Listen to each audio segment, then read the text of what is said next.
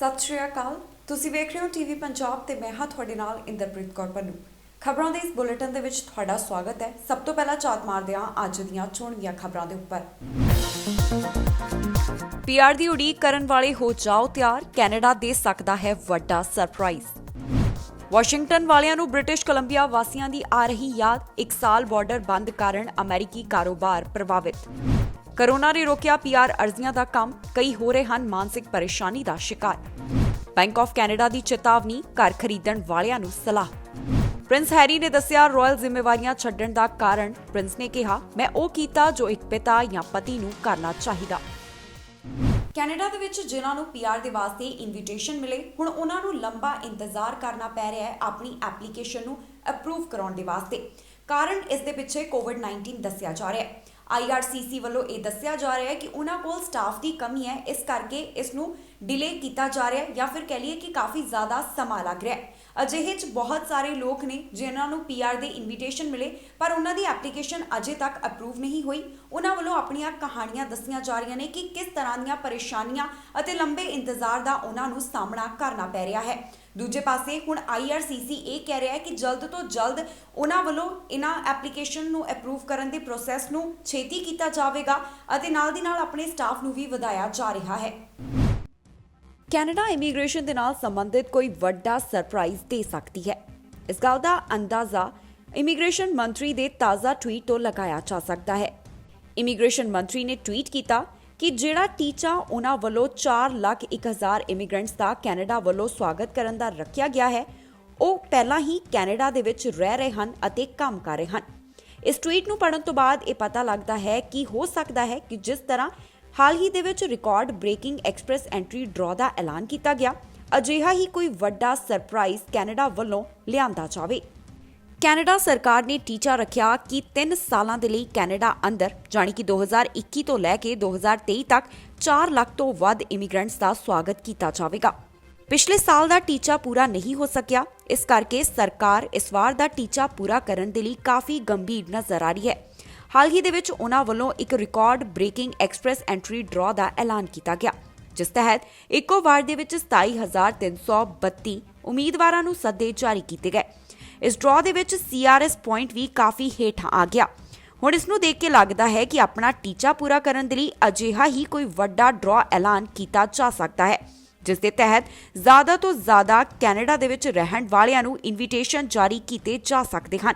ਹੁਣ ਕੈਨੇਡਾ ਦੇ ਵਿੱਚ ਰਹਿਣ ਵਾਲੇ ਜੋ ਇੰਤਜ਼ਾਰ ਕਰ ਰਹੇ ਨੇ ਪੀਆਰ ਵਾਸਤੇ, ਉਹਨਾਂ ਦੀਆਂ ਨਜ਼ਰਾਂ ਟਿਕੀਆਂ ਹੋਈਆਂ ਨੇ ਅਗਲੇ ਐਕਸਪ੍ਰੈਸ ਐਂਟਰੀ ਡਰਾਅ ਦੇ ਉੱਪਰ। ਉਮੀਦ ਕੀਤੀ ਜਾ ਰਹੀ ਹੈ ਕਿ ਕੋਈ ਵੱਡਾ ਰਿਕਾਰਡ ਬ੍ਰੇਕਿੰਗ ਡਰਾਅ ਹੀ ਐਲਾਨਿਆ ਜਾਵੇਗਾ, ਕਿਉਂਕਿ ਜਿਹੜਾ ਟਵੀਟ ਇਮੀਗ੍ਰੇਸ਼ਨ ਮੰਤਰੀ ਵੱਲੋਂ ਕੀਤਾ ਗਿਆ ਉਸ ਨੂੰ ਦੇਖ ਕੇ ਤਾਂ ਇਹੀ ਲੱਗਦਾ ਹੈ ਕਿ ਕੈਨੇਡਾ ਵੱਲੋਂ ਹੁਣ ਕੁਝ ਵੱਡਾ ਹੀ ਕੀਤਾ ਜਾਵੇਗਾ।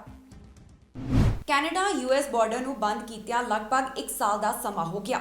ਕੋਵਿਡ-19 ਦੇ ਕਰਕੇ ਨਾਨ ਐਸੈਂਸ਼ੀਅਲ ਟਰੈਵਲ ਦੇ ਉੱਪਰ ਰੋਕ ਲਗਾਈ। ਬਹੁਤ ਸਾਰੇ ਅਜਿਹੇ ਕੈਨੇਡੀਅਨ ਸਨ ਜੋ ਅਮਰੀਕਾ ਦੇ ਵਿੱਚ ਸ਼ਾਪਿੰਗ ਕਰਨ ਅਤੇ ਹੋਰ ਵੀ ਕਈ ਚੀਜ਼ਾਂ ਖਰੀਦਣ ਦੇ ਵਾਸਤੇ ਜਾਂਦੇ ਸਨ, ਪਰ ਹੁਣ ਕਰੋਨਾ ਵਾਇਰਸ ਕਰਕੇ ਉਹ ਨਹੀਂ ਜਾ ਪਾ ਰਹੇ, ਜਿਸ ਦੇ ਕਰਕੇ ਅਮਰੀਕਾ ਦੇ ਵਿੱਚ ਜਿਹੜੇ ਸਟੋਰਸ ਨੇ ਜਿੱਥੇ ਕੈਨੇਡੀਅਨਸ ਸ਼ਾਪਿੰਗ ਕਰਨ ਵਾਸਤੇ ਆਉਂਦੇ ਸੀ, ਉਹਨਾਂ ਨੂੰ ਕਾਫੀ ਜ਼ਿਆਦਾ ਦਿੱਕਤ ਦਾ ਸਾਹਮਣਾ ਕਰਨਾ ਪੈ ਰਿਹਾ, ਕਿਉਂਕਿ ਉਹਨਾਂ ਦੀ ਇਨਕਮ ਦੇ ਉੱਪਰ, ਆਮਦਨੀ ਉੱਤੇ ਇਸ ਦੇ ਕਰਕੇ ਪ੍ਰਭਾਵ ਪਿਆ ਹੈ। ਵਾਸ਼ਿੰਗਟਨ ਵਾਸੀ ਜਿਹੜੇ ਨੇ ਜਾਂ ਇੱਥੋਂ ਦੇ ਜਿਹੜੇ ਕਾਰੋਬਾਰੀ ਨੇ, ਉਹਨਾਂ ਨੂੰ ਬ੍ਰਿਟਿਸ਼ ਕੋਲੰਬੀਆ ਵਾਸੀਆਂ ਦੀ ਯਾਦ ਆ ਰਹੀ ਹੈ। ਕੈਨੇਡਾ US ਬਾਰਡਰ ਨੂੰ ਨਾਨ ਐਸੈਂਸ਼ੀਅਲ ਟਰੈਵਲ ਵਾਸਤੇ ਬੰਦ ਕੀਤਿਆਂ ਲਗਭਗ 1 ਸਾਲ ਹੋ ਗਿਆ ਹੈ। ਹੁਣ ਅਮਰੀਕਾ ਨੂੰ ਕੈਨੇਡੀਅਨਸ ਦੀ ਯਾਦ ਆ ਰਹੀ ਹੈ। ਜੀ ਹਾਂ, ਵਾਸ਼ਿੰਗਟਨ ਵਾਲੇ ਬ੍ਰਿਟਿਸ਼ ਕੋਲੰਬੀਆ ਵਾਸੀਆਂ ਨੂੰ ਕਾਫੀ ਯਾਦ ਕਰ ਰਹੇ ਹਨ। ਦਰਅਸਲ ਬਹੁਤ ਸਾਰੇ ਕੈਨੇਡੀਅਨਸ ਅਮਰੀਕਾ ਸ਼ਾਪਿੰਗ ਜਾਂ ਫਿਰ ਹੋਰ ਚੀਜ਼ਾਂ ਖਰੀਦਣ ਵਾਸਤੇ ਜਾਂਦੇ ਸਨ। ਕੋਵਿਡ ਕਰਕੇ ਬਾਰਡਰ ਗੈਰ ਜ਼ਰੂਰੀ ਆਵਾਜਾਈ ਦੇ ਲਈ ਬੰਦ ਹੈ, ਜਿਸ ਦੇ ਚੱਲਦਿਆਂ US ਇਕਨੋਮੀ ਦੇ ਉੱਪਰ ਵੀ ਇਸ ਦਾ ਪ੍ਰਭਾਵ ਪੈ ਰਿਹਾ ਹੈ। ਤਾਂ ਹੀ ਵਾਸ਼ਿੰਗਟਨ ਸਟੇਟ ਬ੍ਰਿਟਿਸ਼ ਕੋਲੰਬੀਆ ਵਾਸੀਆਂ ਨੂੰ ਆਵਾਜ਼ਾਂ ਮਾਰੀ ਹੈ। ਜਾਣਕਾਰੀ ਮੁਤਾਬਕ 2019 ਦੇ ਵਿੱਚ 7.3 ਮਿਲੀਅਨ ਕੈਨੇਡੀਅਨਸ ਨੇ ਸਾਊਥ ਦੇ ਵਿੱਚ ਜਾਣ ਦੇ ਲਈ ਬਾਰਡਰ ਕ੍ਰਾਸ ਕੀਤਾ। ਕਈ ਅਮਰੀਕਾ ਦੇ ਅਜਿਹੇ ਸਟੋਰਸ ਹਨ ਜਿਨ੍ਹਾਂ ਦੇ 90% ਕਸਟਮਰਸ ਕੈਨੇਡੀਅਨ ਹਨ। ਉਹਨਾਂ ਦਾ ਕਹਿਣਾ ਹੈ ਕਿ ਕਰੋਨਾ ਵਾਇਰਸ ਨੇ ਸਾਨੂੰ ਬਰਬਾਦ ਕਰ ਦਿੱਤਾ। ਸਿਰਫ ਕੈਨੇਡੀਅਨਸ ਹੀ ਨਹੀਂ ਬਲਕਿ ਕੈਲੀਫੋਰਨੀਅਨਸ, ਔਰੀਗੋਨੀਅਨਸ ਅਤੇ ਵਾਸ਼ਿੰਗਟੋਨੀਅਨਸ ਵੀ US ਦੇ ਨਾਰਥ ਵੈਸਟ ਕਾਰਨਰ ਦੇ ਵਿੱਚ ਨਹੀਂ ਆ ਰਹੇ, ਜਿਸ ਦੇ ਕਾਰਨ ਅਮਰੀਕਾ ਦੇ ਕਈ ਕਾਰੋਬਾਰਾਂ ਦੇ ਉੱਪਰ ਇਸ ਦਾ ਅਸਰ ਪੈ ਰਿਹਾ ਹੈ। ਦੱਸੀਏ ਕਿ 21 ਮਾਰਚ 2020 ਤੋਂ ਬਾਰਡਰ ਬੰਦ ਰੱਖਿਆ ਗਿਆ। ਇੱਥੇ ਨਾਨ ਐਸੈਂਸ਼ੀਅਲ ਟਰੈਵਲ ਦੇ ਲਈ ਰੋਕ ਲਗਾਈ ਗਈ ਹੈ। ਸਿਰਫ ਜਦੋਂ ਜ਼ਰੂਰੀ ਕੰਮ ਹੋਵੇ ਤਦ ਹੀ ਬਾਰਡਰ ਕ੍ਰਾਸ ਕਰਨ ਦੀ ਇਜਾਜ਼ਤ ਦਿੱਤੀ ਜਾਂਦੀ ਹੈ। ਲੋਕਾਂ ਦੀ ਆਮਦ ਘਟਣ ਦਾ ਇੱਕ ਕਾਰਨ ਇਹ ਵੀ ਹੈ ਕਿ ਕੈਨੇਡਾ ਦੇ ਵਿੱਚ ਕੁਆਰੰਟੀਨ ਦੇ ਨਿਯਮ ਕਾਫੀ ਜ਼ਿਆਦਾ ਸਖਤ ਨੇ। ਜਦੋਂ ਵੀ ਚਾਹੇ ਬਾਰਡਰ ਦੇ ਰਾਹੀਂ ਕੈਨੇਡਾ ਤੁਸੀਂ ਦਾਖਲ ਹੁੰਦੇ ਹੋ ਤਾਂ ਤੁਹਾਨੂੰ ਲਾਜ਼ਮੀ ਤੌਰ ਦੇ ਉੱਪਰ 14 ਦਿਨਾਂ ਦੇ ਲਈ ਕੁਆਰੰਟੀਨ ਕਰਨਾ ਪੈਂਦਾ ਹੈ। ਕੋਵਿਡ-19 ਦਾ ਅਸਰ ਬੈਲਿੰਗਮ 에ਅਰਪੋਰਟ ਦੇ ਉੱਪਰ ਵੀ ਦੇਖਣ ਨੂੰ ਮਿਲਿਆ। ਸਤੰਬਰ ਆਖਿਰ ਤੱਕ ਕੰਟਰੀ ਨੇ 5,06,000 ਟੂਰਿਸਟ ਗਵਾਏ। ਬੈਲਿੰਗਮ 에ਅਰਪੋਰਟ ਤੇ 70% ਪੈਸੇਂਜਰ ਘੱਟ ਹੋਏ ਹਨ। ਜਿੱਥੇ ਕੋਵਿਡ-19 ਦਾ ਅਸਰ ਵੱਖ-ਵੱਖ ਚੀਜ਼ਾਂ ਦੇ ਉੱਪਰ ਦੇਖਣ ਨੂੰ ਮਿਲ ਰਿਹਾ ਹੈ, ਉੱਥੇ ਹੀ ਅਮਰੀਕਾ ਦੇ ਕਈ ਕਾਰੋਬਾਰ ਵੀ ਇਸ ਕਰਕੇ ਪ੍ਰਭਾਵਿਤ ਹੋਏ ਕਿਉਂਕਿ ਕੈਨੇਡੀਅਨਸ ਬਾਰਡਰ ਦੇ ਰਾਹੀਂ ਜੋ ਆਇਆ ਕਰਦੇ ਸਨ ਉਹ ਹੁਣ ਨਹੀਂ ਆ ਰਹੇ। 2020 ਦੇ ਸ਼ੁਰੂਆਤ ਦੇ ਵਿੱਚ ਪ੍ਰਿੰਸ ਹੈਰੀ ਅਤੇ ਉਹਨਾਂ ਦੀ ਪਤਨੀ ਨੇ ਰਾਇਲ ਡਿਊਟੀਜ਼ ਨੂੰ ਛੱਡ ਦਿੱਤਾ। ਇਸ ਤੋਂ ਬਾਅਦ ਹੁਣ ਪਹਿਲੀ ਵਾਰ ਇੰਟਰਵਿਊ ਦੇ ਵਿੱਚ ਉਹਨਾਂ ਨੇ ਇਸ ਦਾ ਕਾਰਨ ਦੱਸਿਆ ਕਿ ਕਿਉਂ ਉਹਨਾਂ ਵੱਲੋਂ ਇਹ ਕਦਮ ਚੁੱਕਿਆ ਗਿਆ ਹੈ। ਕੀ ਹੈ ਇਸ ਦਾ ਕਾਰਨ, ਜਾਣੋ ਇਸ ਖਬਰ ਦੇ ਰਾਹੀਂ। ਕੋਰੋਨਾ ਵਾਇਰਸ ਦਾ ਅਸਰ ਹਰ ਇੱਕ ਚੀਜ਼ ਦੇ ਉੱਪਰ ਪਿਆ ਹੈ। ਇਸ ਦਾ ਪ੍ਰਭਾਵ ਉਹਨਾਂ ਦੇ ਉੱਪਰ ਵੀ ਪਿਆ ਜੋ ਕੈਨੇਡਾ ਦੇ ਵਿੱਚ ਆਪਣੀ ਜ਼ਿੰਦਗੀ ਬਣਾਉਣਾ ਚਾਹੁੰਦੇ ਹਨ। ਫੈਡਰਲ ਸਰਕਾਰ ਨੇ ਪਿਛਲੇ ਸਾਲ ਦਾ ਟਾਰਗੇਟ ਨਾ ਪੂਰਾ ਹੋਣ ਤੋਂ ਬਾਅਦ ਇਮੀਗ੍ਰੇਸ਼ਨ ਦੇ ਲਈ 3 ਸਾਲਾਂ ਤੱਕ ਦਾ ਟੀਚਾ ਮਿਥਿਆ। RBC ਇਕਨੋਮਿਕਸ ਵੱਲੋਂ ਜੋ ਆਪਣੀ ਰਿਪੋਰਟ ਪੇਸ਼ ਕੀਤੀ ਗਈ ਉਸ ਦੇ ਮੁਤਾਬਕ ਕੈਨੇਡਾ ਵੱਲੋਂ 2020 ਦੇ ਵਿੱਚ ਸਿਰਫ 1,84,000 ਇਮੀਗ੍ਰੈਂਟਸ ਦਾ ਸਵਾਗਤ ਕੀਤਾ ਗਿਆ। ਬੇਸ਼ੱਕ ਕੈਨੇਡਾ ਵੱਲੋਂ ਅਗਲੇ 3 ਸਾਲਾਂ ਦੇ ਲਈ ਇੱਕ ਵੱਡਾ ਟੀਚਾ ਇਮੀਗ੍ਰੈਂਟਸ ਦੇ ਸਵਾਗਤ ਦਾ ਮਿਥਿਆ ਗਿਆ, ਪਰ ਅਜਿਹੇ ਦੇ ਵਿੱਚ ਜੋ ਜਾਣਕਾਰੀ ਸਾਹਮਣੇ ਆ ਰਹੀ ਹੈ ਉਸ ਦੇ ਮੁਤਾਬਕ ਜਿਹੜੇ PR ਐਪਲੀਕੇਸ਼ਨ ਦੇ ਅਪਰੂਵਲ ਦਾ ਇੰਤਜ਼ਾਰ ਕਰ ਰਹੇ ਹਨ ਉਹਨਾਂ ਨੂੰ ਪੈਂਡੈਮਿਕ ਦੇ ਕਾਰਨ ਫਰਸਟ੍ਰੇਸ਼ਨ ਦੇ ਵਿੱਚ ਰਹਿਣਾ ਪੈ ਰਿਹਾ ਹੈ। ਅਜਿਹੇ ਕਈ ਵਿਅਕਤੀ ਹਨ ਜੋ PR ਐਪਲੀਕੇਸ਼ਨ ਅਪਰੂਵ ਹੋਣ ਦਾ ਇੰਤਜ਼ਾਰ ਕਰ ਰਹੇ ਹਨ, ਜਿਨ੍ਹਾਂ ਵੱਲੋਂ ਆਪਣੀਆਂ ਕਹਾਣੀਆਂ ਦੱਸੀਆਂ ਜਾ ਰਹੀਆਂ ਨੇ। ਇੱਕ ਪੰਜਾਬੀ ਮੁੰਡਾ ਜਿਸ ਦਾ ਨਾਮ ਜਸਕਰਨ ਸਿੰਘ ਹੈ, ਉਹ 19 ਸਾਲ ਦੀ ਉਮਰ ਦੇ ਵਿੱਚ ਕੈਨੇਡਾ ਪੜ੍ਹਾਈ ਵਾਸਤੇ ਆਇਆ। ਹੁਣ ਮੌਜੂਦਾ ਸਮੇਂ ਉਸ ਦੀ ਉਮਰ 23 ਸਾਲ ਹੈ। ਇਹ ਨੌਜਵਾਨ ਸਰੀ ਦੇ ਵਿੱਚ IT ਐਡਮਿਨਿਸਟ੍ਰੇਟਰ ਦੇ ਤੌਰ ਦੇ ਉੱਪਰ ਕੰਮ ਕਰਦਾ ਹੈ। ਇਸ ਨੂੰ ਵੀ PR ਇਨਵੀਟੇਸ਼ਨ ਮਿਲਿਆ, ਪਰ ਇਸ ਦੇ ਅਪਰੂਵਲ ਦੇ ਵਾਸਤੇ ਉਸ ਨੂੰ ਲੰਬਾ ਇੰਤਜ਼ਾਰ ਕਰਨਾ ਪੈ ਰਿਹਾ ਹੈ। ਉਸ ਨੂੰ ਵੇਟ ਕਰਦਿਆਂ 10 ਮਹੀਨੇ ਹੋ ਗਏ ਨੇ। ਉਸ ਨੂੰ ਕਈ ਵਾਰ ਅਪਡੇਟ ਦੇ ਲਈ ਬੁਲਾਇਆ ਗਿਆ, ਪਰ ਹਰ ਵਾਰ ਜਵਾਬ ਮਿਲਿਆ ਕੋਵਿਡ-19 ਅਤੇ ਉਹਨਾਂ ਕੋਲ ਸਟਾਫ ਦੀ ਕਮੀ ਹੈ। ਉਧਰ IRCC ਦਾ ਇਸ ਬਾਰੇ ਦੇ ਵਿੱਚ ਕਹਿਣਾ ਹੈ ਕਿ ਉਹਨਾਂ ਵੱਲੋਂ ਪ੍ਰੋਸੈਸ ਨੂੰ ਤੇਜ਼ ਕੀਤਾ ਜਾ ਰਿਹਾ ਹੈ। ਉਹਨਾਂ ਵੱਲੋਂ ਸਟਾਫ ਨੂੰ ਵਧਾਇਆ ਜਾ ਰਿਹਾ ਹੈ। ਅਜਿਹੇ ਬਹੁਤ ਸਾਰੇ ਕੇਸ ਹਨ ਜਿੱਥੇ ਬੱਚਿਆਂ ਨੂੰ ਕਰੋਨਾ ਦੇ ਕਾਰਨ ਆਪਣੇ ਪਰਿਵਾਰਾਂ ਤੋਂ ਦੂਰ ਰਹਿਣਾ ਪੈ ਰਿਹਾ ਹੈ। ਉਹਨਾਂ ਨੂੰ ਮਾਨਸਿਕ ਪਰੇਸ਼ਾਨੀ ਦਾ ਸਾਹਮਣਾ ਵੀ ਕਰਨਾ ਪੈ ਰਿਹਾ ਹੈ। ਇਸ ਉੱਪਰ IRCC ਦਾ ਕਹਿਣਾ ਹੈ ਕਿ ਉਹ ਕੰਮ ਕਰ ਰਹੇ ਨੇ। IRCC ਵੱਲੋਂ ਕੈਨੇਡਾ ਦੇ ਵਿੱਚ ਆਫਿਸ ਖੋਲ੍ਹਣ ਦੀ ਸ਼ੁਰੂਆਤ ਕਰ ਦਿੱਤੀ ਗਈ ਹੈ ਤਾਂ ਕਿ ਐਪਲੀਕੇਸ਼ਨ ਦਾ ਕੰਮ ਤੇਜ਼ ਕੀਤਾ ਜਾਵੇ। ਉਹਨਾਂ ਕਿਹਾ ਕਿ ਕੋਈ ਵੀ ਐਪਲੀਕੇਸ਼ਨ ਨੂੰ ਨਾ ਤਾਂ ਰਿਜੈਕਟ ਕੀਤਾ ਜਾਵੇਗਾ, ਨਾ ਹੀ ਉਸ ਦਾ ਪ੍ਰੋਸੈਸ ਬੰਦ ਕੀਤਾ ਜਾਵੇਗਾ। ਜਾਣਕਾਰੀ ਮੁਤਾਬਕ ਨਵੰਬਰ 2020 ਨੂੰ 29,700 PR ਐਪਲੀਕੇਸ਼ਨ ਨੂੰ ਅਪਰੂਵ ਕੀਤਾ ਗਿਆ। ਬੈਂਕ ਆਫ ਕੈਨੇਡਾ ਵੱਲੋਂ ਇੱਕ ਚੇਤਾਵਨੀ ਜਾਰੀ ਕੀਤੀ ਗਈ ਹੈ। ਉਹਨਾਂ ਨੇ ਘਰ ਖਰੀਦਣ ਵਾਲਿਆਂ ਦੇ ਲਈ ਇਹ ਚੇਤਾਵਨੀ ਜਾਰੀ ਕੀਤੀ ਹੈ। ਉਹਨਾਂ ਕਿਹਾ ਕਿ ਦੇਖਣ ਦੇ ਵਿੱਚ ਆ ਰਿਹਾ ਹੈ ਕਿ ਬਹੁਤ ਸਾਰੇ ਲੋਕ ਇਸ ਸਮੇਂ ਘਰ ਖਰੀਦ ਰਹੇ ਨੇ ਕਿਉਂਕਿ ਉਹਨਾਂ ਨੂੰ ਲੱਗਦਾ ਹੈ ਕਿ ਆਉਣ ਵਾਲੇ ਸਮੇਂ ਦੇ ਵਿੱਚ ਘਰਾਂ ਦੀ ਕੀਮਤ ਵੱਧ ਸਕਦੀ ਹੈ। ਇਸ ਦੇ ਉੱਪਰ ਉਹਨਾਂ ਨੇ ਹੋਰ ਕੀ ਕਿਹਾ, ਜਾਣੋ ਇਸ ਖਬਰ ਦੇ ਰਾਹੀਂ। ਬੈਂਕ ਆਫ ਕੈਨੇਡਾ ਨੇ ਚੇਤਾਵਨੀ ਦਿੱਤੀ ਹੈ ਕਿ ਕੈਨੇਡੀਅਨ ਮਾਰਕੀਟ ਵੱਲੋਂ ਐਕਸੈਸ ਐਗਜ਼ੂਬਰੈਂਸ ਦੇ ਸੰਕੇਤ ਦਿੱਤੇ ਜਾ ਰਹੇ ਹਨ। ਬੈਂਕ ਆਫ ਕੈਨੇਡਾ ਦੇ ਗਵਰਨਰ ਟਿਫ ਮੈਕਲਨ ਦਾ ਕਹਿਣਾ ਹੈ ਕਿ ਸੈਂਟਰਲ ਬੈਂਕ ਇਹ ਸੰਕੇਤ ਦੇਖ ਰਿਹਾ ਹੈ ਕਿ ਲੋਕ ਇਸ ਦੇ ਲਈ ਘਰਾਂ ਨੂੰ ਖਰੀਦ ਰਹੇ ਨੇ ਕਿਉਂਕਿ ਉਹਨਾਂ ਨੂੰ ਵਿਸ਼ਵਾਸ ਹੈ ਕਿ ਕੀਮਤਾਂ ਦੇ ਵਿੱਚ ਅੱਗੇ ਵਾਧਾ ਹੋਵੇਗਾ। ਮੈਕਲਮ ਦਾ ਕਹਿਣਾ ਹੈ ਕਿ ਸਿੰਗਲ ਫੈਮਿਲੀ ਹੋਮਸ ਦੇ ਵਿੱਚ ਵਾਧਾ 5 ਸਾਲ ਪਹਿਲਾਂ ਜੋ ਦੇਸ਼ ਨੇ ਹੀਟਡ ਮਾਰਕੀਟ ਦੇਖੀ ਸੀ ਉਸ ਤੋਂ ਕਾਫੀ ਦੂਰ ਹੈ। ਬੈਂਕ ਦਾ 11 ਮਹੀਨਿਆਂ ਤੋਂ ਕੀ ਪਾਲਿਸੀ ਰੇਟ 0.25% ਹੈ। Quantitative programme ਮੌਰਟੇਜ to drive spending ਦੇ ਖਰਚੇ ਨੂੰ ਘਟਾਉਣ ਦੀ ਕੋਸ਼ਿਸ਼ ਕਰ ਰਿਹਾ ਹੈ। ਸੈਂਟਰਲ ਬੈਂਕ ਹਾਊਸਿੰਗ ਮਾਰਕੀਟ ਦੇ ਰਿਬਾਉਂਡ ਤੋਂ ਕਾਫੀ ਹੈਰਾਨ ਹੈ। ਮੈਕਲਮ ਨੇ ਇਸ ਨੂੰ ਐਕਸੈਸ ਐਗਜ਼ੂਬਰੈਂਸ ਦਾ ਅਰਲੀ ਸਾਈਨ ਦੱਸਿਆ ਹੈ। ਲੋਕਾਂ ਵੱਲੋਂ ਕੀਮਤਾਂ ਦੇ ਵਿੱਚ ਵਾਧੇ ਦੀ ਉਮੀਦ ਕੀਤੀ ਜਾ ਰਹੀ ਹੈ। ਉਹਨਾਂ ਕਿਹਾ ਕਿ ਜਦੋਂ ਅਸੀਂ ਵਾਧੂ ਉਮੀਦਾਂ ਨੂੰ ਦੇਖਦੇ ਹਾਂ ਤਾਂ ਅਸੀਂ ਦੇਖਿਆ ਕਿ ਲੋਕ ਅਨਸਸਟੇਨੇਬਲ ਪ੍ਰਾਈਸ ਵਾਧੇ ਦੀ ਉਮੀਦ ਕਰ ਰਹੇ ਹਨ। ਸੈਂਟਰਲ ਬੈਂਕ ਵੱਲੋਂ 2023 ਤੱਕ ਆਪਣਾ ਕੀ ਰੇਟ ਕੱਟ ਰੱਖਣ ਦੀ ਯੋਜਨਾ ਹੈ। ਮੈਕਲਮ ਨੇ ਕਿਹਾ ਹੈ ਕਿ ਅਜੇ ਵੀ ਪੂਰੀ ਰਿਕਵਰੀ ਦੇ ਵਾਸਤੇ ਕੰਸੀਡਰੇਬਲ ਮੋਨੇਟਰੀ ਪਾਲਿਸੀ ਦੀ ਜ਼ਰੂਰਤ ਹੈ। IEC ਪੂਲ ਬਾਰੇ ਇੱਕ ਅਪਡੇਟ ਸਾਹਮਣੇ ਆਈ ਹੈ ਜਿਸ ਦੀ ਸ਼ੁਰੂਆਤ 1 ਮਾਰਚ ਤੋਂ ਕੀਤੀ ਜਾ ਰਹੀ ਹੈ। ਜਾਣੀ ਕਿ IEC ਪੂਲ ਨੂੰ 1 ਮਾਰਚ ਤੋਂ ਖੋਲ੍ਹਿਆ ਜਾ ਰਿਹਾ ਹੈ, ਪਰ ਇਹ ਸਿਰਫ ਕੁਝ ਦੇਸ਼ਾਂ ਵਾਸਤੇ ਹੀ ਓਪਨ ਕੀਤਾ ਜਾਵੇਗਾ। ਪ੍ਰਿੰਸ ਹੈਰੀ ਨੇ ਦੱਸਿਆ ਰਾਇਲ ਜ਼ਿੰਮੇਵਾਰੀਆਂ ਛੱਡਣ ਦਾ ਕਾਰਨ।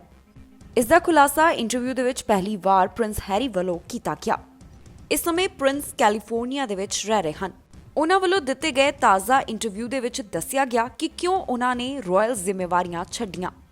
ਪ੍ਰਿੰਸ ਹੈਰੀ ਨੇ ਹਾਲ ਹੀ ਦੇ ਵਿੱਚ ਦੱਸਿਆ ਕਿ ਉਹ ਆਪਣੇ ਸ਼ਾਹੀ ਫਰਜ਼ਾਂ ਤੋਂ ਪਿੱਛੇ ਨਹੀਂ ਹਟੇ। 2020 ਦੀ ਸ਼ੁਰੂਆਤ ਦੇ ਵਿੱਚ ਪ੍ਰਿੰਸ ਹੈਰੀ ਅਤੇ ਉਹਨਾਂ ਦੀ ਪਤਨੀ ਮੇਗਨ ਮਾਰਕਲ ਆਪਣੀ ਸ਼ਾਹੀ ਜ਼ਿੰਦਗੀ ਤੋਂ ਪੂਰੇ ਸਮੇਂ ਦੇ ਲਈ ਅਲੱਗ ਹੋ ਗਏ। ਬਕਿੰਘਮ ਪੈਲੇਸ ਵੱਲੋਂ ਪਿਛਲੇ ਸ਼ੁੱਕਰਵਾਰ ਪੁਸ਼ਟੀ ਕੀਤੀ ਗਈ ਕਿ ਪ੍ਰਿੰਸ ਹੁਣ ਰਾਇਲ ਡਿਊਟੀਜ਼ ਤੇ ਵਾਪਸ ਨਹੀਂ ਆਉਣਗੇ ਅਤੇ ਆਪਣੇ ਆਨਰਰੀ ਮਿਲਟਰੀ ਟਾਈਟਲਸ ਨੂੰ ਵੀ ਛੱਡ ਦੇਣਗੇ।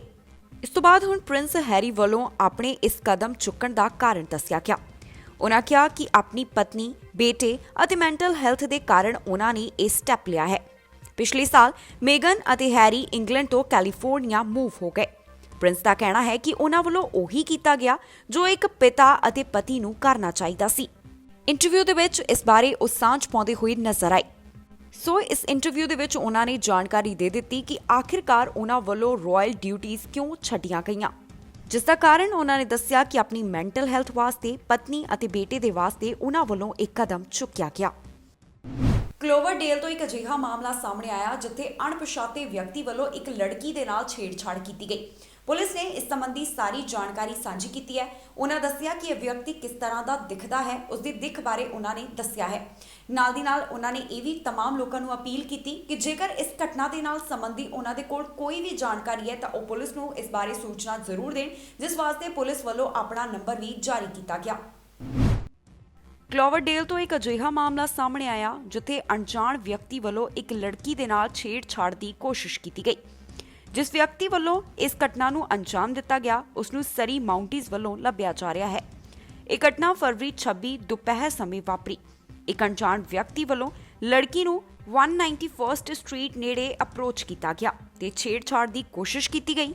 ਇਹ ਜਾਣਕਾਰੀ RCMP ਵੱਲੋਂ ਮੀਡੀਆ ਨਾਲ ਸਾਂਝੀ ਕੀਤੀ ਗਈ ਹੈ। ਉਹਨਾਂ ਦੱਸਿਆ ਕਿ ਇਹ ਲੜਕੀ ਕਿਸੇ ਤਰ੍ਹਾਂ ਉੱਥੋਂ ਭੱਜਣ ਦੇ ਵਿੱਚ ਕਾਮਯਾਬ ਹੋ ਗਈ ਅਤੇ ਨੇੜੇ ਦੇ ਸਕੂਲ ਦੇ ਵਿੱਚ ਚਲੀ ਗਈ। RCMP ਵੱਲੋਂ ਦਿੱਤੀ ਗਈ ਜਾਣਕਾਰੀ ਦੇ ਮੁਤਾਬਕ ਇਸ ਲੜਕੀ ਨੂੰ ਕੋਈ ਵੀ ਫਿਜ਼ੀਕਲੀ ਸੱਟਾਂ ਨਹੀਂ ਆਈਆਂ।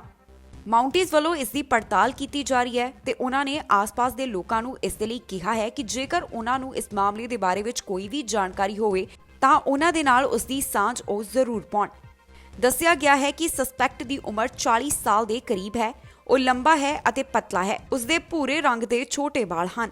ਜੋ ਰਿਲੀਜ਼ ਜਾਰੀ ਕੀਤੀ ਗਈ ਹੈ RCMP ਵੱਲੋਂ, ਉਸ ਦੇ ਵਿੱਚ ਇਹ ਵੀ ਦੱਸਿਆ ਗਿਆ ਹੈ ਕਿ ਜੋ ਸਸਪੈਕਟ ਹੈ ਉਸ ਵੱਲੋਂ ਲਾਲ ਰੰਗ ਦੀ ਨਾਈਕੀ ਹੁੱਡੀ ਪਾਈ ਹੋਈ ਸੀ ਅਤੇ ਉਸਨੇ ਕਾਲੇ ਰੰਗ ਦੀ ਜੌਗਿੰਗ ਪੈਂਟ ਪਾਈ ਹੋਈ ਸੀ। ਪੁਲਿਸ ਨੇ ਕਿਹਾ ਕਿ ਜੇਕਰ ਕਿਸੇ ਕੋਲ ਕੋਈ ਵੀ ਇਸ ਦੇ ਬਾਰੇ ਵਿੱਚ ਜਾਣਕਾਰੀ ਹੋਵੇ ਤਾਂ ਉਹ ਪੁਲਿਸ ਦੇ ਨਾਲ ਜ਼ਰੂਰ ਸੰਪਰਕ ਕਰੇ। ਇਸ ਵਾਸਤੇ ਉਹਨਾਂ ਨੇ ਆਪਣਾ ਨੰਬਰ ਜਾਰੀ ਕੀਤਾ ਹੈ 6045990502। ਇਸ ਖਬਰ ਦੇ ਵਿੱਚ ਜਾਣਕਾਰੀ ਤੁਹਾਡੇ ਨਾਲ ਸਾਂਝੀ ਕਰਾਂਗੇ ਕਿ ਕੈਨੇਡਾ ਦੇ ਕਿਸ ਹਿੱਸੇ ਤੋਂ ਕਿੰਨੇ ਕਰੋਨਾ ਵਾਇਰਸ ਦੇ ਮਾਮਲੇ ਸਾਹਮਣੇ ਆਏ ਹਨ। ਨਾਲ ਦੀ ਨਾਲ ਇਹ ਵੀ ਦੱਸਾਂਗੇ ਕਿ ਇਸ ਸਮੇਂ ਕੈਨੇਡਾ ਦੇ ਵਿੱਚ ਕੀ ਹੈ ਕੇਸਿਸ ਓਵਰਵਿਊ, ਜਾਣੀ ਮੌਜੂਦਾ ਕਰੋਨਾ ਦੇ ਹਾਲਾਤ। ਮੈਨੀਟੋਬਾ ਤੋਂ 24 ਘੰਟਿਆਂ ਦੌਰਾਨ 1185 ਕਰੋਨਾ ਵਾਇਰਸ ਦੇ ਮਾਮਲੇ ਸਾਹਮਣੇ ਆਏ ਅਤੇ 16 ਲੋਕਾਂ ਦੀ ਇਸ ਵਾਇਰਸ ਦੇ ਕਰਕੇ ਜਾਨ ਚਲੀ ਗਈ। ਟੋਰਾਂਟੋ ਤੋਂ 331, ਪੀਲ ਰੀਜਨ ਤੋਂ 220, ਯਾਰਕ ਰੀਜਨ ਤੋਂ 119 ਕਰੋਨਾ ਮਾਮਲਿਆਂ ਦੀ ਪੁਸ਼ਟੀ ਹੋਈ ਹੈ।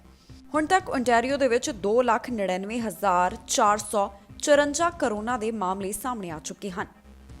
680 ਮਰੀਜ਼ ਹਸਪਤਾਲ ਦੇ ਵਿੱਚ ਨੇ, ਜਿਨ੍ਹਾਂ ਚੋਂ 276 ICU ਦੇ ਵਿੱਚ ਅਤੇ 182 ਵੈਂਟੀਲੇਟਰ ਦੇ ਉੱਪਰ ਨੇ। ਹੁਣ ਤੱਕ ਇੱਥੇ 6,960 ਦੇ ਕਰੀਬ ਲੋਕਾਂ ਦੀ ਵਾਇਰਸ ਦੇ ਕਰਕੇ ਜਾਨ ਚਲੀ ਗਈ ਹੈ। ਕਿਊਬੈਕ ਦੇ ਵਿੱਚ 858 ਮਾਮਲਿਆਂ ਦੀ ਪੁਸ਼ਟੀ ਹੋਈ ਅਤੇ 13 ਜਾਨਾਂ ਇਸ ਵਾਇਰਸ ਦੇ ਕਰਕੇ ਗਈਆਂ। ਹੁਣ ਤੱਕ 2,87,003 ਦੇ ਕਰੀਬ ਕਰੋਨਾ ਦੇ ਮਾਮਲੇ ਸਾਹਮਣੇ ਆ ਚੁੱਕੇ ਹਨ ਅਤੇ ਹੁਣ ਤੱਕ 10,382 ਮੌਤਾਂ ਇੱਥੇ ਵਾਇਰਸ ਦੇ ਕਰਕੇ ਹੋ ਚੁੱਕੀਆਂ ਨੇ। ਹਸਪਤਾਲ ਦੇ ਵਿੱਚ 599 ਦੇ ਕਰੀਬ ਮਰੀਜ਼ ਹਨ, ਜਿਨ੍ਹਾਂ ਵਿੱਚੋਂ 112 ਇੰਟੈਂਸਿਵ ਕੇਅਰ ਅਧੀਨ ਹਨ। 24 ਘੰਟਿਆਂ ਦੌਰਾਨ 15,902 ਕੋਵਿਡ ਵੈਕਸੀਨ ਡੋਜ਼ ਦਿੱਤੀਆਂ ਗਈਆਂ। ਮੈਨੀਟੋਬਾ ਤੋਂ 90 ਮਾਮਲਿਆਂ ਦੀ ਪੁਸ਼ਟੀ ਹੋਈ ਹੈ ਤੇ 4 ਮੌਤਾਂ ਰਿਕਾਰਡ ਕੀਤੀਆਂ ਗਈਆਂ। ਕੈਨੇਡਾ ਦੇ ਵਿੱਚ ਹੁਣ ਤੱਕ 8,64,000 ਦੇ ਕਰੀਬ ਕਰੋਨਾ ਦੇ ਮਾਮਲੇ ਸਾਹਮਣੇ ਆ ਚੁੱਕੇ ਹਨ।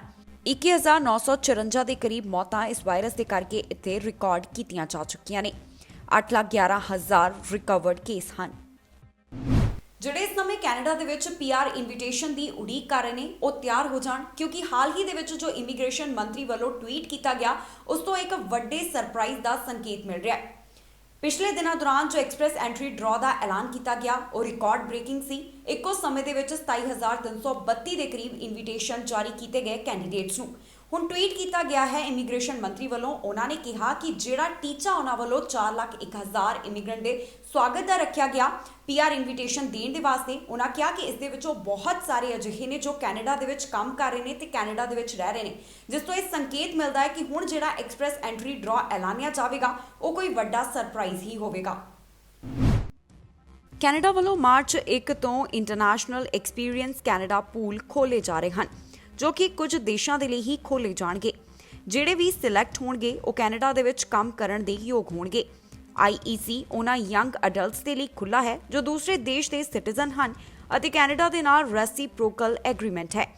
ਇਸ ਵਾਸਤੇ ਯੋਗ ਉਮੀਦਵਾਰ ਦੀ ਉਮਰ ਕੰਟਰੀ ਦੇ ਉੱਪਰ ਨਿਰਭਰ ਕਰਦੀ ਹੈ।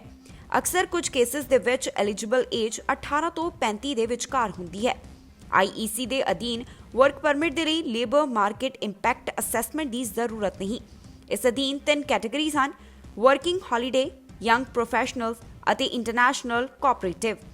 ਵੈਸੇ ਤਾਂ ਵਰਕਿੰਗ ਹੌਲੀਡੇ ਵਾਸਤੇ ਕੈਨੇਡਾ ਆਉਣ ਦੇ ਲਈ ਵੀਜ਼ਾ ਹੋਲਡਰ ਨੂੰ ਜੌਬ ਆਫਰ ਦੀ ਜ਼ਰੂਰਤ ਨਹੀਂ, ਪਰ ਹੁਣ ਆਉਣ ਵਾਲਿਆਂ ਦੇ ਲਈ ਵੈਲਿਡ ਜੌਬ ਆਫਰ ਹੋਣਾ ਜ਼ਰੂਰੀ ਹੈ ਅਤੇ ਨਾਲ ਹੀ ਲੈਟਰ ਆਫ ਇੰਟਰੋਡਕਸ਼ਨ। ਇਸ ਦੇ ਨਾਲ ਹੀ ਕੋਵਿਡ-19 ਟੈਸਟਿੰਗ ਰਿਕੁਆਇਰਮੈਂਟ ਤੇ ਮੈਂਡੇਟਰੀ ਕੁਆਰੰਟਾਈਨ ਵੀ ਜ਼ਰੂਰੀ ਹੈ। ਇਹਨਾਂ ਕੰਟਰੀਜ਼ ਦੇ ਲਈ ਮਾਰਚ 1 ਤੋਂ ਇਸ ਪੂਲ ਦੀ ਸ਼ੁਰੂਆਤ ਕੀਤੀ ਜਾ ਰਹੀ ਹੈ। ਉਹ ਹਨ Australia, Belgium, Chile, Costa Rica, ਚੈਕ Republic, Denmark, France, Greece, Hong Kong, Ireland, Italy, Japan, Luxembourg, Norway, ਪੁਰਤਗਾਲ, San Marino, Slovakia, South Korea, Spain, Sweden, Switzerland, Taiwan ਅਤੇ United Kingdom. Young professional category ਅਧੀਨ ਪਾਰਟਿਸਪੈਂਟਸ ਦੇ ਕੋਲ ਇੱਕ ਪ੍ਰੋਫੈਸ਼ਨਲ ਜੌਬ ਆਫਰ ਕੈਨੇਡਾ ਦੇ ਲਈ ਹੋਣਾ ਚਾਹੀਦਾ ਹੈ, ਜੋ ਕਿ national occupation classification skill levels O, A ਅਤੇ B ਦੇ ਅਧੀਨ ਹੋਣਾ ਚਾਹੀਦਾ ਹੈ। ਇੰਟਰਨੈਸ਼ਨਲ ਕੋਆਪਰੇਟਿਵ ਕੈਟਾਗਰੀ ਸਟੂਡੈਂਟਸ ਦੇ ਵਾਸਤੇ ਹੈ, ਜਿਸ ਵਾਸਤੇ ਇੰਟਰਨਸ਼ਿਪ ਅਤੇ ਵਰਕ ਪਲੇਸਮੈਂਟ ਦੀ ਜ਼ਰੂਰਤ ਹੈ।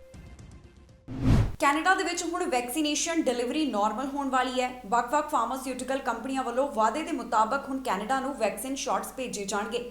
ਅਜਿਹੇ ਦੇ ਵਿੱਚ ਹੁਣ ਵੱਖ-ਵੱਖ ਪ੍ਰੋਵਿੰਸਸ ਤੇ ਟੈਰੀਟਰੀਜ਼ ਆਪਣੇ ਪਲਾਨ ਦਾ ਐਲਾਨ ਕਰਦੀਆਂ ਵੀ ਨਜ਼ਰ ਆ ਰਹੀਆਂ। ਕੈਨੇਡਾ ਦੇ ਵੱਖ-ਵੱਖ ਥਾਵਾਂ ਦੇ ਉੱਪਰ ਜ਼ਿਆਦਾਤਰ ਇਸ ਸਮੇਂ ਫੇਜ਼ 1 ਚੱਲ ਰਿਹਾ ਹੈ, ਜਾਣੀ ਕਿ ਜਿਹੜੇ ਫੇਜ਼ 1 ਦੇ ਅਧੀਨ ਨੇ ਉਹਨਾਂ ਨੂੰ ਟੀਕਾ ਵੈਕਸੀਨੇਸ਼ਨ ਲਗਾਈ ਜਾ ਰਹੀ ਹੈ। ਪਰ ਨਾਲ ਦੀ ਨਾਲ ਇਹ ਵੀ ਵੱਖ-ਵੱਖ ਪ੍ਰੋਵਿੰਸਸ ਤੇ ਟੈਰੀਟਰੀਜ਼ ਦੱਸ ਰਹੇ ਨੇ ਕਿ ਹੁਣ ਉਹਨਾਂ ਵੱਲੋਂ ਜਿਹੜਾ ਫੇਜ਼ 2 ਹੈ ਉਸ ਦੀ ਸ਼ੁਰੂਆਤ ਕਦੋਂ ਕੀਤੀ ਜਾਵੇਗੀ ਤੇ ਇਸ ਦੇ ਅਧੀਨ ਕਿਹਨਾਂ ਨੂੰ ਵੈਕਸੀਨ ਸ਼ਾਟਸ ਲਗਾਏ ਜਾਣਗੇ। ਵੈਕਸੀਨ ਡਿਲੀਵਰੀਜ਼ ਹੁਣ ਫਿਰ ਤੋਂ ਜਦੋਂ ਨਾਰਮਲ ਹੋਣ ਲੱਗੀਆਂ ਨੇ ਤੇ ਪ੍ਰੋਵਿੰਸਸ ਤੇ ਟੈਰੀਟਰੀਜ਼ ਵੱਲੋਂ ਆਪਣੇ ਵੈਕਸੀਨ ਪਲਾਨਸ ਦੱਸੇ ਜਾ ਰਹੇ ਹਨ। ਗੱਲ ਕਰੀਏ ਬ੍ਰਿਟਿਸ਼ ਕੋਲੰਬੀਆ ਦੀ ਤਾਂ ਬ੍ਰਿਟਿਸ਼ ਕੋਲੰਬੀਆ ਅਜੇ ਵੀ ਵੈਕਸੀਨ ਰੋਲ ਆਊਟ ਦੇ ਫੇਜ਼ 1 ਦੇ ਵਿੱਚ ਹੈ, ਜਿੱਥੇ ਰੈਸੀਡੈਂਟਸ, ਲੌਂਗ ਟਰਮ ਕੇਅਰ ਸਟਾਫ ਅਤੇ ਹੈਲਥ ਕੇਅਰ ਵਰਕਰਸ ਨੂੰ ਕੋਵਿਡ ਵੈਕਸੀਨ ਲਗਾਇਆ ਜਾ ਰਿਹਾ ਹੈ। ਉਮੀਦ ਕੀਤੀ ਜਾ ਰਹੀ ਹੈ ਕਿ ਮਾਰਚ ਮਹੀਨੇ ਤੋਂ 80 ਸਾਲ ਅਤੇ ਇਸ ਤੋਂ ਵੱਧ ਉਮਰ ਵਾਲਿਆਂ ਨੂੰ ਕੋਵਿਡ-19 ਵੈਕਸੀਨ ਸ਼ਾਟਸ ਲਗਾਏ ਜਾਣਗੇ। ਇਸ ਦੇ ਵਿੱਚ 65 ਸਾਲ ਦੇ ਸੀਨੀਅਰ ਹਸਪੀਟਲ ਸਟਾਫ ਅਤੇ ਮੈਡੀਕਲ ਸਪੈਸ਼ਲਿਸਟ ਨੂੰ ਵੀ ਸ਼ਾਮਿਲ ਕੀਤਾ ਗਿਆ ਹੈ। ਸੋਮਵਾਰ ਨੂੰ ਬ੍ਰਿਟਿਸ਼ ਕੋਲੰਬੀਆ ਵੱਲੋਂ ਆਪਣੀ ਨਵੀਂ ਯੋਜਨਾ ਦਾ ਐਲਾਨ ਕੀਤਾ ਜਾ ਸਕਦਾ ਹੈ। ਯੋਜਨਾ ਹੈ ਫੇਜ਼ 2 ਵੈਕਸੀਨੇਸ਼ਨ ਦੀ। ਨਾਲ ਹੀ ਉਹਨਾਂ ਵੱਲੋਂ ਇਹ ਵੀ ਦੱਸਿਆ ਜਾਵੇਗਾ ਕਿ ਇਸ ਦੇ ਵਾਸਤੇ ਪ੍ਰੀ ਰਜਿਸਟ੍ਰੇਸ਼ਨ ਕਿਵੇਂ ਕਰਵਾਉਣੀ ਹੈ, ਅਪਾਇੰਟਮੈਂਟਸ ਨੂੰ ਕਿਵੇਂ ਫਿਕਸ ਕਰਨਾ ਹੈ। ਲੋਕਾਂ ਨੂੰ ਪੋਸਟਕਾਰਡ, ਈਮੇਲ, ਟੈਕਸਟ ਅਤੇ ਫੋਨ ਕਾਲ ਦੇ ਰਾਹੀਂ ਨੋਟੀਫਾਈ ਕੀਤਾ ਜਾਵੇਗਾ। ਇਹਨਾਂ ਦੇ ਵਾਸਤੇ ਮਾਰਚ ਮਹੀਨੇ ਤੋਂ ਪ੍ਰੀ ਰਜਿਸਟ੍ਰੇਸ਼ਨ ਦੀ ਸ਼ੁਰੂਆਤ ਕਰ ਦਿੱਤੀ ਜਾਵੇਗੀ। ਲੋਕ ਫੋਨ ਦੇ ਰਾਹੀਂ ਕੁਝ ਹਫ਼ਤੇ ਪਹਿਲਾਂ ਪ੍ਰੀ ਰਜਿਸਟਰ ਕਰਵਾ ਸਕਦੇ ਹਨ। ਇਸ ਦੇ ਨਾਲ ਹੀ ਜਾਣਕਾਰੀ ਮੁਤਾਬਕ ਅਪ੍ਰੈਲ 6 ਤੋਂ ਜਨਰਲ ਪੋਪੂਲੇਸ਼ਨ ਜਾਣੀ ਕਿ ਆਮ ਲੋਕਾਂ ਨੂੰ ਕੋਵਿਡ-19 ਵੈਕਸੀਨ ਦੇ ਸ਼ਾਟ ਲਗਾਏ ਜਾ ਸਕਦੇ ਹਨ। ਅਲਬਰਟਾ ਵੱਲੋਂ ਨਵੇਂ ਵੈਕਸੀਨੇਸ਼ਨ ਪਲਾਨ ਦੇ ਤਹਿਤ 75 ਸਾਲ ਅਤੇ ਇਸ ਤੋਂ ਵੱਧ ਉਮਰ ਵਾਲਿਆਂ ਨੂੰ ਵੈਕਸੀਨੇਸ਼ਨ ਸ਼ਾਟਸ ਲਗਾਏ ਜਾਣਗੇ। ਅਲਬਰਟਾ ਸਰਕਾਰ ਵੱਲੋਂ ਇਹ ਐਸਟੀਮੇਟ ਦਿੱਤਾ ਗਿਆ ਕਿ ਇਸ ਦੋ ਗਰੁੱਪ ਦੇ ਵਿੱਚ 2,30,000 ਦੇ ਕਰੀਬ ਸੀਨੀਅਰਸ ਹਨ, ਜਿਨ੍ਹਾਂ ਨੂੰ ਇਹ ਵੈਕਸੀਨ ਸ਼ਾਟਸ ਲਗਾਏ ਜਾਣਗੇ। ਅਲਬਰਟਾ ਦੇ ਵਿੱਚ ਫੇਜ਼ 2 ਅਪ੍ਰੈਲ ਦੇ ਵਿੱਚ ਸ਼ੁਰੂ ਹੋਣ ਦੀ ਉਮੀਦ ਕੀਤੀ ਜਾ ਰਹੀ ਹੈ। ਸਸਕੈਚੁਆਨ ਦੇ ਵਿੱਚ ਵੀ ਇਸ ਸਮੇਂ ਫੇਜ਼ 1 ਦਾ ਵੈਕਸੀਨੇਸ਼ਨ ਚੱਲ ਰਿਹਾ ਹੈ, ਜਿੱਥੇ health care workers, residents, long term care homes ਦੇ ਸਟਾਫ ਨੂੰ ਵੈਕਸੀਨੇਸ਼ਨ ਦਿੱਤੀ ਜਾ ਰਹੀ ਹੈ। ਜਿਹੜੇ ਵੀ ਫੇਜ਼ 1 ਦੇ ਲਈ ਐਲੀਜੀਬਲ ਹਨ ਉਹਨਾਂ ਨੂੰ ਫੋਨ ਅਤੇ ਮੇਲ ਦੇ ਰਾਹੀਂ ਜਾਣਕਾਰੀ ਦਿੱਤੀ ਜਾ ਰਹੀ ਹੈ। ਅਪ੍ਰੈਲ ਦੇ ਵਿੱਚ ਫੇਜ਼ 2 ਦੀ ਸ਼ੁਰੂਆਤ ਹੋ ਸਕਦੀ ਹੈ, ਜਿਸ ਦੇ ਨਾਲ ਜਨਰਲ ਪੋਪੂਲੇਸ਼ਨ 60 ਤੋਂ 69 ਸਾਲ ਦਿਆਂ ਨੂੰ ਵੈਕਸੀਨੇਸ਼ਨ ਲਗਾਈ ਜਾਵੇਗੀ। ਮੈਨੀਟੋਬਾ ਦੇ ਵਿੱਚ ਇਸ ਸਮੇਂ 92 ਅਤੇ ਇਸ ਤੋਂ ਵੱਧ ਉਮਰ ਵਾਲਿਆਂ ਨੂੰ 72 ਅਤੇ ਇਸ ਤੋਂ ਵੱਧ ਉਮਰ ਵਾਲਿਆਂ ਨੂੰ ਵੈਕਸੀਨੇਸ਼ਨ ਸ਼ਾਟਸ ਲਗਾਏ ਜਾ ਰਹੇ ਹਨ। ਵੈਕਸੀਨੇਸ਼ਨ ਦੇ ਵਿੱਚ ਵੀ ਅਜੇ ਫੇਜ਼ 1 ਦਾ ਰੋਲ ਆਊਟ ਚੱਲ ਰਿਹਾ ਹੈ, ਜਿੱਥੇ ਸਟਾਫ ਐਸੈਂਸ਼ੀਅਲ ਕੇਅਰ ਗਿਵਰਸ ਜਿਹੜੇ ਕਿ ਲੌਂਗ ਟਰਮ ਕੇਅਰ ਹੋਮਸ ਦੇ ਵਿੱਚ ਨੇ, ਇਸ ਦੇ ਨਾਲ ਹੀ high risk retirement homes, first nation elder care homes, highest priority health care workers ਨੂੰ ਵੈਕਸੀਨ ਲਗਾਇਆ ਜਾ ਰਿਹਾ ਹੈ। ਫੇਜ਼ 2 ਦੀ ਸ਼ੁਰੂਆਤ ਅਪ੍ਰੈਲ ਮਹੀਨੇ ਦੇ ਵਿੱਚ ਇੱਥੇ ਕੀਤੀ ਜਾ ਸਕਦੀ ਹੈ। ਇਸ ਦੇ ਨਾਲ ਹੀ ਅਗਸਤ ਦੇ ਵਿੱਚ ਫੇਜ਼ 3 ਦੇ ਅਧੀਨ ਵੈਕਸੀਨੇਸ਼ਨ ਲਗਾਈ ਜਾਵੇਗੀ। ਕਿਊਬੈਕ ਦੇ ਵਿੱਚ ਇਸ ਸਮੇਂ 80 ਸਾਲ ਅਤੇ ਇਸ ਤੋਂ ਵੱਧ ਉਮਰ ਵਾਲਿਆਂ ਨੂੰ ਵੈਕਸੀਨੇਸ਼ਨ ਲਗਾਈ ਜਾ ਰਹੀ ਹੈ, ਜਿਸ ਦੇ ਵਾਸਤੇ ਉਹ ਆਪਣੀ ਅਪਾਇੰਟਮੈਂਟ ਫਿਕਸ ਕਰ ਸਕਦੇ ਹਨ। ਨਿਊ ਬਰਨਸਵਿਕ ਦੇ ਵਿੱਚ ਵੀ ਇਸ ਸਮੇਂ ਫੇਜ਼ 1 ਦੇ ਅਧੀਨ ਵੈਕਸੀਨੇਸ਼ਨ ਲਗਾਈ ਜਾ ਰਹੀ ਹੈ। ਇੱਥੇ ਵੀ ਅਪ੍ਰੈਲ ਮਹੀਨੇ ਫੇਜ਼ 2 ਦੀ ਸ਼ੁਰੂਆਤ ਹੋ ਸਕਦੀ ਹੈ। ਵਿਦੇਸ਼ਾਂ ਤੋਂ ਲਗਾਤਾਰ ਭਾਰਤ ਦੇ ਕਿਸਾਨਾਂ ਦੇ ਲਈ ਆਵਾਜ਼ ਬੁਲੰਦ ਕੀਤੀ ਜਾ ਰਹੀ ਹੈ। ਸੈਕਰਾਮੈਂਟੋ ਦੇ ਵਿੱਚ ਇੱਕ ਵਾਰ ਫਿਰ ਤੋਂ ਰੈਲੀ ਕੱਢੀ ਜਾ ਰਹੀ ਹੈ, ਕਿਸਾਨ ਅੰਦੋਲਨ ਨੂੰ ਸਪੋਰਟ ਕਰਦਿਆਂ ਅਤੇ ਖੇਤੀ ਕਾਨੂੰਨਾਂ ਦਾ ਵਿਰੋਧ ਕਰਦਿਆਂ। 6 ਮਾਰਚ ਨੂੰ ਇੱਥੇ ਵੱਧ ਤੋਂ ਵੱਧ ਲੋਕਾਂ ਨੂੰ ਪਹੁੰਚਣ ਦੀ ਅਪੀਲ ਕੀਤੀ ਜਾ ਰਹੀ ਹੈ। ਕਿਸਾਨ ਅੰਦੋਲਨ ਜਿਸ ਦੀ ਸ਼ੁਰੂਆਤ ਭਾਰਤ ਦੀ ਧਰਤੀ ਤੋਂ ਹੋਈ, ਲਗਾਤਾਰ ਵਿਦੇਸ਼ਾਂ ਦੀ ਧਰਤੀ ਦੇ ਉੱਪਰ ਵੀ ਕਿਸਾਨਾਂ ਦੇ ਲਈ ਆਵਾਜ਼ ਬੁਲੰਦ ਕੀਤੀ ਜਾ ਰਹੀ ਹੈ। ਹੁਣ ਸੈਕਰਾਮੈਂਟੋ ਦੇ ਵਿੱਚ ਕਿਸਾਨ ਰੈਲੀ ਕੱਢੀ ਜਾ ਰਹੀ ਹੈ। ਇਸ ਵਾਸਤੇ ਮਾਰਚ 6, 2021 ਦਾ ਸਮਾਂ ਮਿਥਿਆ ਗਿਆ ਹੈ। ਇਸ ਰੈਲੀ ਦੀ ਸ਼ੁਰੂਆਤ river city high school West Sacramento ਤੋਂ ਹੋਵੇਗੀ। ਉਸ ਤੋਂ ਬਾਅਦ ਇਹ ਡਰਾਈਵ ਬਾਈ ਸਟੇਟ ਕੈਪੀਟਲ ਜਾਵੇਗੀ। ਉਸ ਤੋਂ ਬਾਅਦ ਐਮੀਬੇਰਸ ਆਫਿਸ ਜਾ ਕੇ ਇਹ ਰੈਲੀ ਮੁਕੰਮਲ ਹੋਵੇਗੀ। ਇਸ ਨੂੰ ਨਾਮ ਦਿੱਤਾ ਗਿਆ ਹੈ ਕਿਸਾਨ ਅਤੇ ਮਨੁੱਖੀ ਅਧਿਕਾਰ ਰੈਲੀ, ਜਿਸ ਦਾ ਮੁੱਖ ਟੀਚਾ ਇਹ ਹੋਵੇਗਾ ਕਾਂਗਰਸ ਨੂੰ ਦੱਸਣਾ ਕਿ ਉਹ ਹਿਊਮਨ ਰਾਈਟਸ ਦੇ ਨਾਲ ਸਟੈਂਡ ਕਰੇ। ਇਸ ਦੇ ਲਈ ਲੋਕਾਂ ਨੂੰ ਲਗਾਤਾਰ ਅਪੀਲ ਕੀਤੀ ਜਾ ਰਹੀ ਹੈ ਕਿ ਰੈਲੀ ਦੇ ਵਿੱਚ ਆਪਣੀ ਸ਼ਮੂਲੀਅਤ ਕੀਤੀ ਜਾਵੇ, ਕਰੋਨਾ ਵਾਇਰਸ ਗਾਈਡਲਾਈਨਸ ਦੇ ਨਿਯਮਾਂ ਦੀ ਪਾਲਣਾ ਕੀਤੀ ਜਾਵੇ। ਦੱਸਿਏ ਕਿ ਲਗਾਤਾਰ ਕੈਨੇਡਾ, ਅਮਰੀਕਾ ਦੇ ਵਿੱਚ ਕਿਸਾਨਾਂ ਦੇ ਹੱਕ ਦੇ ਲਈ ਰੈਲੀਆਂ ਕੱਢੀਆਂ ਜਾਂਦੀਆਂ ਨੇ, ਜਿੱਥੇ ਲਗਾਤਾਰ ਉਹਨਾਂ ਕਾਨੂੰਨਾਂ ਦਾ ਵਿਰੋਧ ਕੀਤਾ ਜਾ ਰਿਹਾ ਹੈ ਜੋ ਭਾਰਤ ਸਰਕਾਰ ਵੱਲੋਂ ਖੇਤੀ ਦੇ ਨਾਲ ਸੰਬੰਧਿਤ ਲਿਆਂਦੇ ਗਏ ਨੇ। ਭਾਰਤ ਦੇ ਕਿਸਾਨ ਲਗਾਤਾਰ ਦਿੱਲੀ ਦੇ ਵਿੱਚ ਆਪਣੀ ਆਵਾਜ਼ ਬੁਲੰਦ ਕਰ ਰਹੇ ਨੇ ਤੇ ਉਧਰ ਵਿਦੇਸ਼ਾਂ ਦੀ ਧਰਤੀ ਦੇ ਵਿੱਚ ਵਸਦੇ ਪੰਜਾਬੀ ਭਾਈਚਾਰੇ ਦੇ ਨਾਲ ਸੰਬੰਧਿਤ ਲੋਕ ਵੀ ਕਿਸਾਨਾਂ ਨੂੰ ਆਪਣੀ ਲਗਾਤਾਰ ਸਪੋਰਟ ਦਿਖਾ ਰਹੇ ਹਨ। ਅਮਰੀਕਾ ਦੇ ਟੈਕਸਸ ਤੋਂ ਇੱਕ ਅਜਿਹਾ ਮਾਮਲਾ ਸਾਹਮਣੇ ਆਇਆ ਜਿੱਥੇ ਇੱਕ ਪਰਿਵਾਰ ਜੋੜਾ 2 ਬੱਚਿਆਂ ਦੇ ਨਾਲ ਸੈਰ ਕਰਨ ਦੇ ਲਈ ਨਿਕਲਿਆ। ਸੈਲਫੀ ਲੈਂਦਿਆਂ ਇਹ ਜੋੜਾ ਬਰਫ਼ ਦੇ ਤਾਲਾਬ ਦੇ ਵਿੱਚ ਡਿੱਗ ਗਿਆ। ਇਸ ਤੋਂ ਬਾਅਦ ਬਚਾਉਣ ਦੇ ਲਈ ਅਧਿਕਾਰੀ ਪਹੁੰਚੇ ਨੇ। ਇੱਕ ਅਧਿਕਾਰੀ ਵੀ ਡਿੱਗ ਗਿਆ, ਪਰ ਤਿੰਨਾਂ ਨੂੰ ਸੁਰੱਖਿਅਤ ਬਾਹਰ ਕੱਢ ਲਿਆ ਗਿਆ। ਪਰ ਜੋ ਔਰਤ ਡਿੱਗੀ ਸੀ ਉਸ ਦੀ ਹਾਲਤ ਨਾਜ਼ੁਕ ਦੱਸੀ ਜਾ ਰਹੀ ਹੈ। ਮਾਮਲਾ ਅਮਰੀਕਾ ਤੋਂ ਸਾਹਮਣੇ ਆਇਆ ਜਿੱਥੇ ਇੱਕ ਭਾਰਤੀ ਜੋੜੇ ਨੂੰ ਸੈਲਫੀ ਲੈਣੀ ਮਹਿੰਗੀ ਪਈ। ਜਾਣਕਾਰੀ ਅਨੁਸਾਰ ਭਾਰਤੀ ਮੂਲ ਦਾ ਜੋੜਾ ਬਰਫ਼ ਦੇ ਤਾਲਾਬ ਦੇ ਕੋਲ ਸੈਲਫੀ ਲੈ ਰਿਹਾ ਸੀ। ਇਹ ਜੋੜਾ ਇਸ ਤਾਲਾਬ ਦੇ ਵਿੱਚ ਡਿੱਗ ਗਿਆ। ਇਹ ਮਾਮਲਾ ਅਮਰੀਕਾ ਦੇ ਟੈਕਸਸ ਦੇ ਵਿੱਚ ਵਾਪਰਿਆ, ਜਿੱਥੇ ਬਰਫ਼ ਦੇ ਨਾਲ ਜੰਮੇ ਤਾਲਾਬ ਦੇ ਪਾਣੀ ਦੇ ਵਿੱਚ ਭਾਰਤੀ ਮੂਲ ਦਾ ਜੋੜਾ ਡਿੱਗ ਪਿਆ। ਇਹ ਜੋੜਾ ਇੱਥੇ ਆਪਣੇ 2 ਬੱਚਿਆਂ ਦੇ ਨਾਲ ਸੈਰ ਕਰ ਰਿਹਾ ਸੀ। ਸੈਰ ਦੌਰਾਨ ਜਦੋਂ ਇਹ ਆਪਣੀ ਸੈਲਫੀ ਖਿੱਚਣ ਲੱਗੇ, ਇਸ ਦੌਰਾਨ ਇਹ ਘਟਨਾ ਵਾਪਰੀ ਅਤੇ ਉਹ ਤਾਲਾਬ ਦੇ ਵਿੱਚ ਡਿੱਗ ਗਏ। ਇਹ ਦੇਖ ਬੱਚਿਆਂ ਵੱਲੋਂ ਤੁਰੰਤ ਸਹਾਇਤਾ ਦੇ ਲਈ ਰੌਲਾ ਪਾਇਆ ਗਿਆ। ਇਸ ਦੌਰਾਨ ਫਾਇਰ ਸਰਵਿਸਿਜ਼ ਵਾਲਿਆਂ ਨੂੰ ਸੱਦਿਆ ਗਿਆ, ਜਿਨ੍ਹਾਂ ਨੂੰ ਕਾਫੀ ਜ਼ਿਆਦਾ ਦਿੱਕਤਾਂ ਦਾ ਸਾਹਮਣਾ ਕਰਨਾ ਪਿਆ।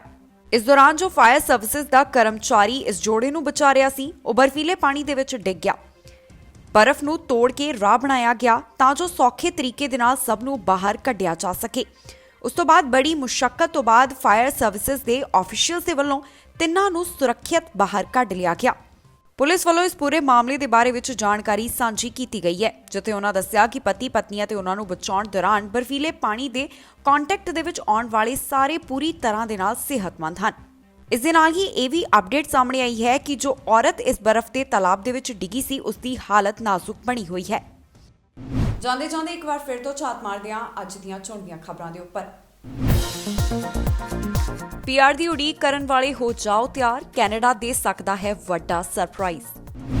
ਵਾਸ਼ਿੰਗਟਨ ਵਾਲਿਆਂ ਨੂੰ ਬ੍ਰਿਟਿਸ਼ ਕੋਲੰਬੀਆ ਵਾਸੀਆਂ ਦੀ ਆ ਰਹੀ ਯਾਦ, 1 ਸਾਲ ਬਾਰਡਰ ਬੰਦ ਕਾਰਨ ਅਮਰੀਕੀ ਕਾਰੋਬਾਰ ਪ੍ਰਭਾਵਿਤ। ਕੋਰੋਨਾ ਨੇ ਰੋਕਿਆ ਪੀਆਰ ਅਰਜ਼ੀਆਂ ਦਾ ਕੰਮ, ਕਈ ਹੋ ਰਹੇ ਹਨ ਮਾਨਸਿਕ ਪਰੇਸ਼ਾਨੀ ਦਾ ਸ਼ਿਕਾਰ। ਬੈਂਕ ਆਫ ਕੈਨੇਡਾ ਦੀ ਚੇਤਾਵਨੀ, ਘਰ ਖਰੀਦਣ ਵਾਲਿਆਂ ਨੂੰ ਸਲਾਹ। ਪ੍ਰਿੰਸ ਹੈਰੀ ਨੇ ਦੱਸਿਆ ਰਾਇਲ ਜ਼ਿੰਮੇਵਾਰੀਆਂ ਛੱਡਣ ਦਾ ਕਾਰਨ। ਪ੍ਰਿੰਸ ਨੇ ਕਿਹਾ, ਮੈਂ ਉਹ ਕੀਤਾ ਜੋ ਇੱਕ ਪਿਤਾ ਜਾਂ ਪਤੀ ਨੂੰ ਕਰਨਾ ਚਾਹੀਦਾ। ਖਬਰਾਂ ਦੇ ਇਸ ਬੁਲੇਟਿਨ ਦੇ ਵਿੱਚ ਇੰਨਾ ਹੀ। ਨਵੀਆਂ ਤੇ ਤਾਜ਼ੀਆਂ ਖਬਰਾਂ ਲੈ ਕੇ ਫੇਰ ਤੋਂ ਹਾਜ਼ਰ ਹੋਵਾਂਗੇ। ਫਿਲਹਾਲ ਮੈਨੂੰ ਇੰਦਰਪ੍ਰੀਤ ਕੌਰ ਪੰਨੂ ਨੂੰ ਦਿਓ ਇਜਾਜ਼ਤ ਤੇ ਤੁਸੀਂ ਵੇਖਦੇ ਰਹੋ ਟੀਵੀ ਪੰਜਾਬ।